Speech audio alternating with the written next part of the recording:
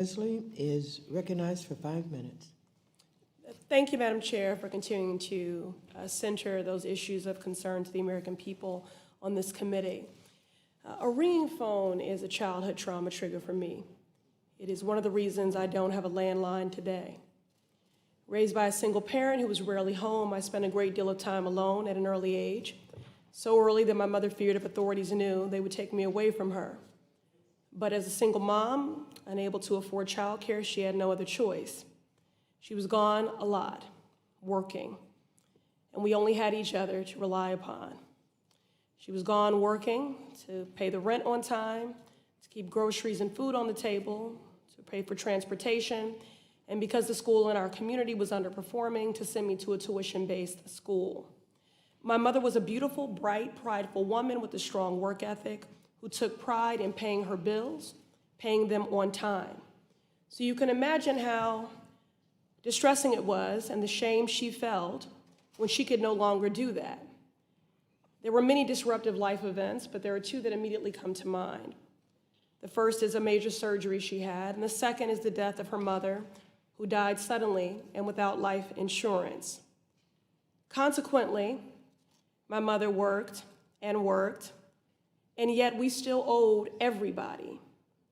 We owed the utility company, we owed the landlord, we owed the bank for our car, she owed the school tuition, but the ends simply wouldn't meet. And consequently, we were faced with eviction notices and the repossession of our car. Like many children growing up under similar circumstances and stressors, I adulted early.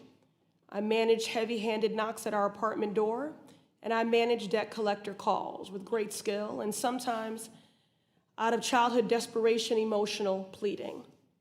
I also managed what my mother, without meaning to, projected onto me and what I felt, feelings of fear, vulnerability, judgment, and shame. My mother often said, "Ayanna, don't worry, God will provide." And provide he did, through her labor, multiple jobs, and late nights spent away from her only child and baby girl. It is my belief and observation that my mother, in fact, worked her way to a premature death. Our story is the story of millions of families. And that is why I'm introducing the Monitoring and Curbing Abusive Debt Collection Practices Act, legislation that would require the director of the CFPB to issue quarterly reports to Congress analyzing consumer complaints about abusive debt collection practices. We know that debt collectors are quick to employ aggressive tactics. That's why my bill would prohibit the director from issuing rules allowing collectors to bombard consumers with unlimited text messages and emails, psychological harassment by any other name. Research has shown that some student loan borrowers are finding themselves physically ill as a result of the stress and anxiety associated with their loans, and we have seen an increase in suicide attributed to debt despair. But there is not only the psychological toll and impact, it is threatening people's very professional livelihoods.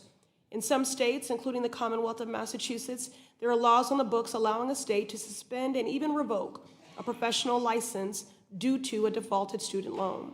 Commissioner Chopra, can you speak more to this practice, please? Yes, in 1990, the Department of Education started pushing states to pass these laws because the assumption was that people could pay. And now we're seeing teachers, nurses, and so many other professions losing out on being able to actually earn an income to pay their debt. This is a completely antiquated and backwards way of thinking that assumes that debtors are villains and instead wants to punish them rather than actually helping them get on their feet. Thank you, Commissioner. Now, not only are these debts literally forcing people out of jobs and make you ineligible to work in your field, the collections industry can wield the criminal justice system to go after consumers as well. Representative Tlaib was speaking to some of this. So, Professor Jimenez, there seems to be an increase in the industry's reliance on small claims court, particularly in states that do not have strong consumer protections. Yes or no, are criminal charges a possibility in cases of debt non-repayment? A form of, jail is possible. How can a charge like contempt of court hurt a consumer's ability to secure future jobs or financing? They can actually be sitting in court, like Mr. Okorafor was, until somebody bails them out by paying whatever the debt is. Just regardless of whether they had defenses against that debt, and it can be in a criminal record. Ms. Kaninoff, in more recent years, the U.S. Treasury has been seizing EITC. Okay. All right. Thank you, Madam Chair. Thank you.